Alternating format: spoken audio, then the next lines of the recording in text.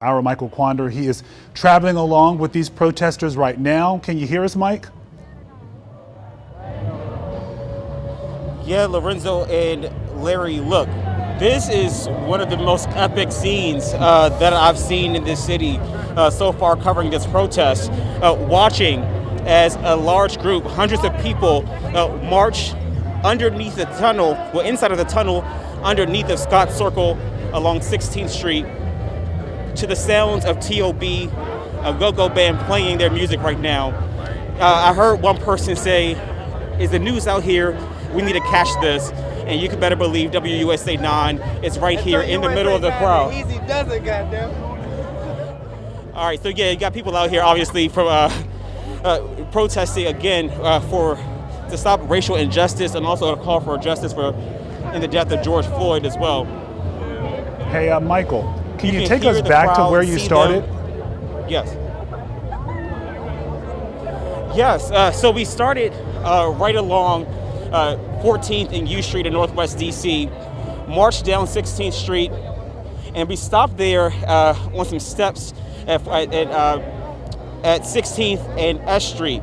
Stayed there for a while, band continued to play. We heard some rousing testimony from a mother who says that her son was killed in the hands of police and she's still fighting for justice, that lives right here in DC, calling for body camera footage to be released. And she got a lot of support from the crowd in that case. From there, T.O.B., who you hear now in the background, they switched out. They've gotten on that truck that's now moving further down 16th Street. We're probably at M Street now.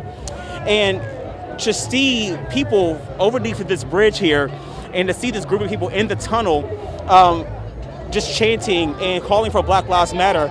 You know, one of the things that I thought was really interesting, you guys, is that part of go-go music is this call and response, right? We know that from Chuck Brown. We know that from just the bands that we hear now. In this call and response moment, a moment of protest, we heard people saying Black Lives Matter, no justice, no peace, back and forth as we heard. But then what's interesting, though, is that we had this now with the backdrop of go-go music. How are you all doing today? Yeah, what's up, man? Good. Tell me, why are you all out here? Man, you know why I'm out here. I'm fighting for justice and freedom for my people. Nothing more, nothing less. That's it. Y'all from D.C.? Of course. Yeah. Talk to me about how special is it that during this protest you're hearing the sounds of T.O.B. right now playing in the middle of the streets? I mean, this is our home. This is what we hear growing up. So it's good to let them know that this is our city. We built this city, like, you know? Yeah. Talk to me about, is there a special reason, you know, outside of just, everybody seems to have a story, right? A reason why this fight is so important to them. Why is this so important to you? I mean, I feel like so many things have happened throughout this time, and it's time for them to it's time for us to let them know that this is our city, this is our country, we built this, and we deserve to have equal treatment, you know? Yeah. You know, when you saw that video, I know a lot of people, the reason why this fight has gotten so much attention, everybody's seen that video of George Floyd. Yeah. When you all first saw that video, those 9 minutes that officer had his knee into his neck, what did y'all think about? What went through your mind? That could have been my father, uncle, cousin, brother. You know what I'm saying? Like, I was not a fan of that, and that's why we out here right now. Yeah. And plus many more. I mean, he didn't do anything at the end of the day. He really didn't do anything. Even if it was a fraudulent bill or check or whatever it was, it didn't mean that they had to take his life. So, yeah, that's it, really. Yeah. How long are you all willing to fight, to march for something to change here? Forever. Honestly, like, this is our generation. Our generation, we're not going like that. I'm sorry, but we're done. Like, it's time for our next generation to be able to live a better life and not have to go through injustices and poor treatment and all that. Yeah. You know, your sign says something that's so important. I think I was just looking at it just now. It mentions all of these different factions of black people and saying that all black people's lives matter. Why is that so important to you?